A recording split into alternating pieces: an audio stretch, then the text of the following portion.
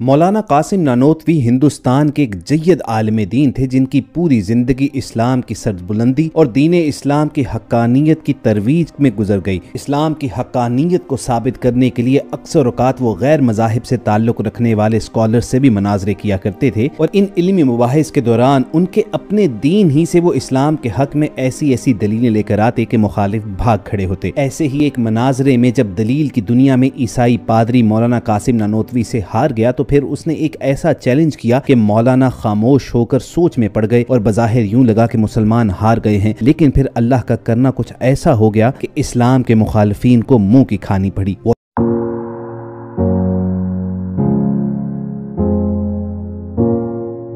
एक ईसाई पादरी ने मौलाना कासिम नानोतवी को इस्लाम की हक्कानियत साबित करने के लिए चैलेंज किया। दलाइल के मैदान में ईसाई पादरी को जब शिकस्त खाना पड़ी तो वो एक नया चैलेंज लेकर आ गया और अक्सर औकात ऐसा ही होता है कि जब दलील के मैदान में कोई हार जाए तो वो अजीब व गरीब किस्म के चैलेंज लेकर आ जाता है कि तुम यूं करके दिखाओ तो मैं वो करके दिखाऊंगा। हालांकि ऐसे चैलेंजेस हक व बातिल को अलग-अलग करने के लिए मेयार साबित नहीं होते। तो उस ईसाई पादरी ने मौलाना कासिम नानोतवी को मुखातिब करते हुए कहा कि आप ये सारा बहस मुबाहिसा छोड़े, मैं ऐसा करता हूं कि अपनी आसमानी किताब बाइबल को आग में फेंकता हूं और आप नाउजुबिल्लाह कुरान आग में फेंकें। जिस किताब से आग महफूज रहेगी हम मान लेंगे कि वो दीन सच्चा है। हम दोनों ये देखते हैं, अगर मेरी बाइबल बच गई तो खुदावंद मेरे साथ है और अगर आपका कुरान बच गया तो हम जान लेंगे कि आपका अल्लाह आपके साथ है। मौलाना कासिम सर झुकाकर खामोश और परेशान बैठ गए तो दूसरी जानिब ईसाइयों ने शोर मचा दिया कि मुसलमान हार गए, इन्हें मालूम है कि इनका कुरान माज़अल्लाह जल जाएगा और हमारी बाइबल महफूज रहेगी। मगर दोस्तों ऐसे ही वाकयात होते हैं कि जब अल्लाह ताला अपने मुखलिस और सच्चे बंदों की ऐसी ऐसी मदद फरमाता है कि इंसानी अक्ल दंग रह जाती है। मौलाना कासिम काफी देर तक सर झुकाए खामोश बैठे रहे।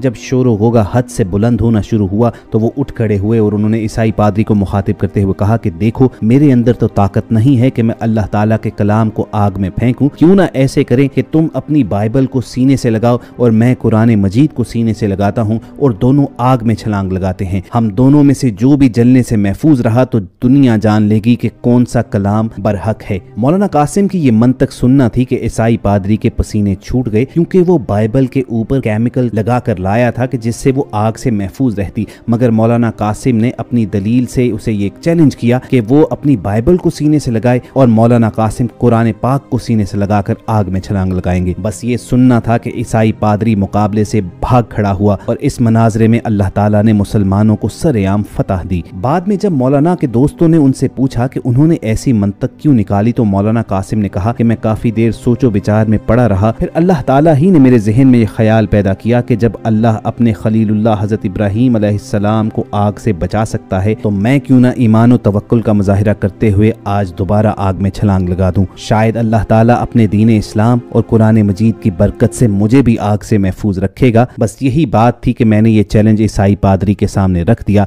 और उसके बाद अल्लाह ताला ने हमें फतह नसीब फरमाई। तो दोस्तों कहिए कैसा लगा आपको ये खूबसूरत वाकया कि जिसमें अल्लाह ताला के दीन के एक आशिक ने अल्लाह के कलाम और इस्लाम को सच्चा साबित करने के लिए अपनी जान भी दाव पर लगा दी और अल्लाह ताला को उसकी ये अदा इतनी पसंद आई कि इस मनाजरे में मुसलमानों को फतह अता फरमा दी। अगर आपको ये वाकया पसंद आया हो तो इजहार पसंदीदगी का बेहतरीन तरीका ये हो सकता है कि इसे लाइक करके फेसबुक और व्हाट्सएप के जरिए दूसरे लोगों के साथ शेयर कीजिए।